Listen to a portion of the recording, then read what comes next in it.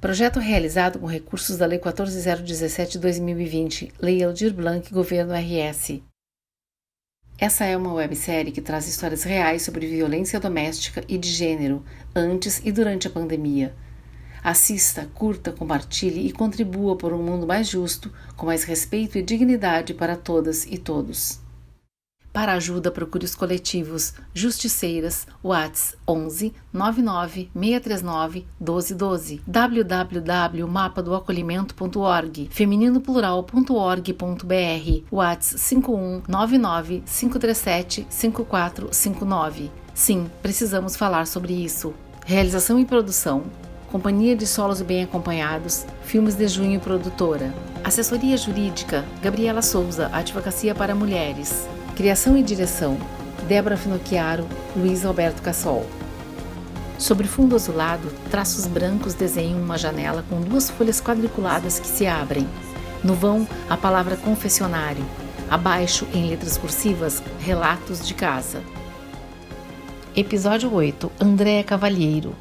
Ela é negra, tem rosto redondo, usa cabelos curtos com volume no alto da cabeça e brincos brancos redondos onde está escrito preta.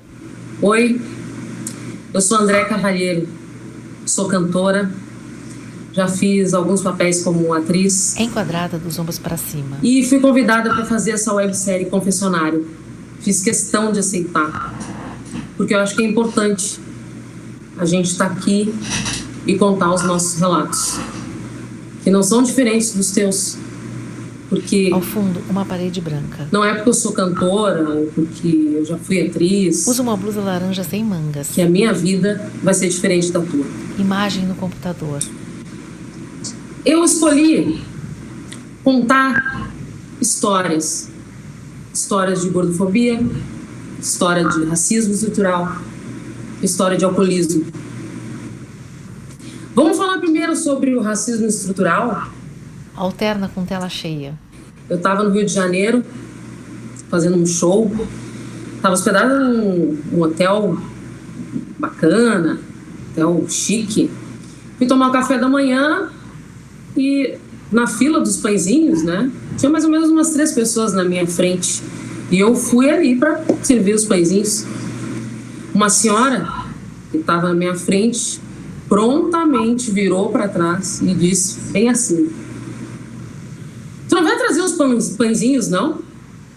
É a 3ª vez que eu venho buscar os pães e ainda não tem pão aqui." Eu disse, olha, senhora, eu também achei o atendimento desse hotel muito ruim, muito fraco. E ela se espantou, né? Ela se espantou. Ela disse, meu Deus, desculpa, eu achei que tu era a moça que servia, porque tem uma moça muito parecida contigo que está servindo aqui. A moça parecida comigo era branca, de cabelo cacheado e olho castanho claro. Ergue as sobrancelhas, indignada. O racismo estrutural de sempre. Sobre a gordofobia, eu estava no Rio de Janeiro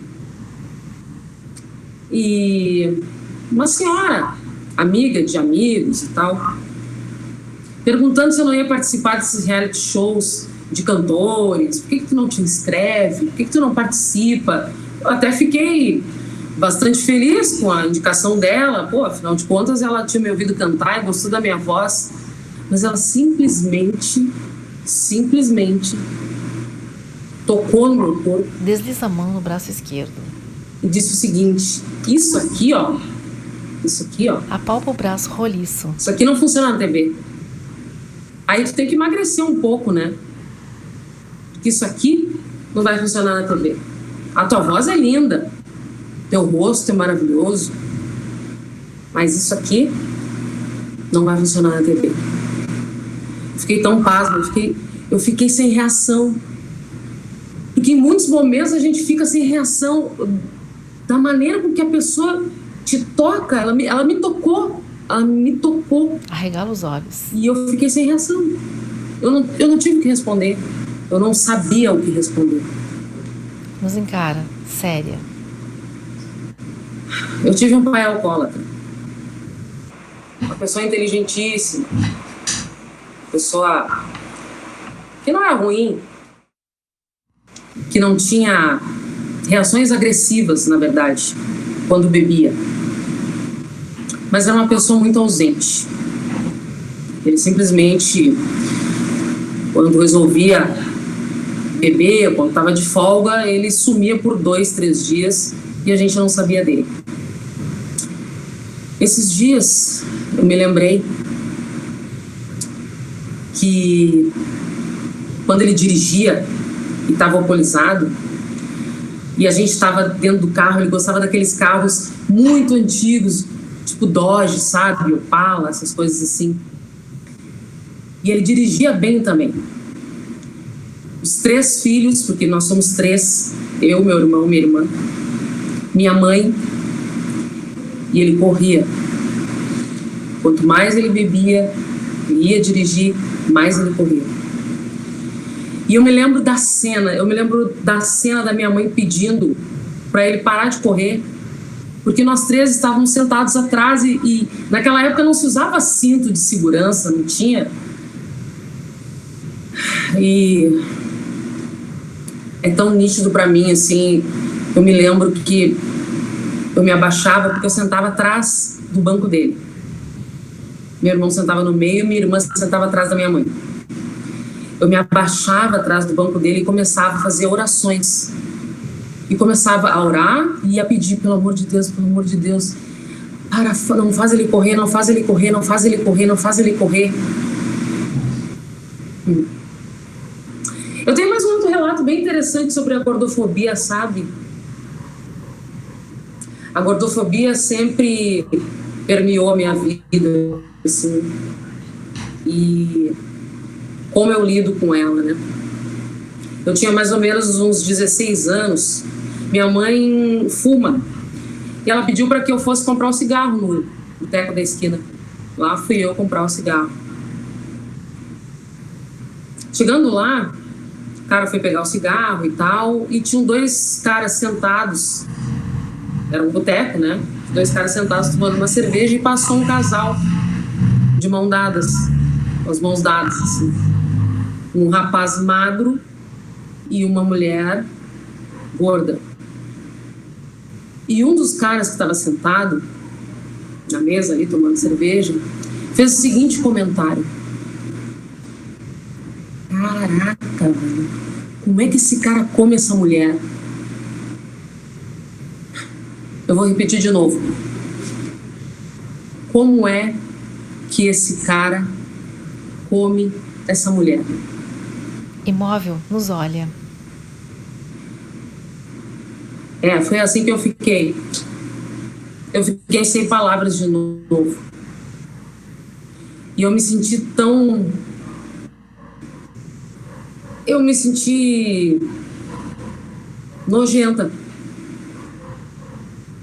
Eu senti que a minha gordura, porque eu já era gorda naquela época, que a minha gordura era um nojo, sabe? E eu saí de dentro do bar com o cigarro na mão, meio chorando, meio sem palavras também, porque eu não ia falar com o cara. Eu só senti nojo. Eu senti nojo de mim mesma. Consegue entender? Eu senti nojo de mim mesma. Com o cara falando um absurdo daqueles. Essas questões todas, elas não têm uma chave que vira e da noite pro dia tu aceita ser gordo, tu aceita o teu cabelo crespo. Eu não aceitei esse cabelo crespo aqui da noite pro dia. Eu alisava o meu cabelo, eu queria ter o cabelo liso, comprido. Não. Isso é uma chave que vira bem devagarinho. Ela vai virando muito devagar. E é uma chave que dói. Quando gira, ela dói. Cada girada é uma dor. Mas cada girada e cada dor, tu vai fortalecendo mais e mais e mais e mais. A minha cor, ela chega antes de mim em todos os lugares. Todos os lugares. Apesar das pessoas dizerem que eu não sou uma negra retinta, Apesar das pessoas dizerem que eu tenho traços que não são de negro. Eu acho tão engraçado quando as pessoas dizem para mim, mas tu não tem traços de negra. Não? Ela mostra os lábios grossos. Será que não? Toca em seu cabelo Black Power. Vamos rever isso aí, gente. Vamos falar sobre isso aí. Vamos deixar de estar morrendo para ter um corpo padrão. Vamos deixar de estar morrendo por causa que se é preto. Vamos pensar no amor responsável com as famílias. No alcoolismo que atinge a maioria das famílias negras. Vamos pensar e vamos viver. Vamos viver. Cada um com a sua força, cada um com a sua raça e aceitando que nós temos os mesmos problemas. A gente pode não ter a mesma cor, mas nós temos os mesmos problemas, as mesmas questões. Morde os lábios, pensativa. Acho que é isso. A tela escurece. Logo, confessionário, relatos de casa. Gabriela Souza, Advocacia para Mulheres. Quando a gente fala sobre feminismo, a gente sempre tem que usar o plural, porque são diversos feminismos. Da mesma forma, quando a gente discute o direito da mulher, são diversos direitos e são diversas mulheres. É branca. Dizendo isso, a gente precisa pensar nos direitos das mulheres de uma forma interseccional, com uma ligação entre gênero, raça e classe. A gente tem que lembrar que sempre que há uma pirâmide social, vai haver sempre um homem branco no topo e uma mulher negra na base. Existe uma frase que eu gosto muito da Audre Lorde que fala que eu não serei livre enquanto outra mulher não for, ainda que as algemas dela sejam diferentes das minhas.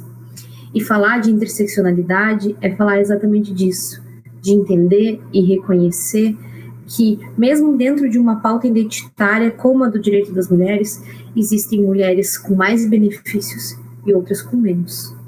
Então, a gente precisa sempre lembrar a questão de raça, das mulheres indígenas, das mulheres que possuem algum tipo de deficiência ou qualquer outro recorte que façam que elas sejam mais vulneráveis a violências. Usa os cabelos pretos presos. Especificamente sobre a raça, a gente tem um estudo que aponta que o feminicídio de mulheres brancas diminuiu drasticamente nos últimos anos, enquanto o feminicídio de mulheres negras aumentou muito nos últimos anos.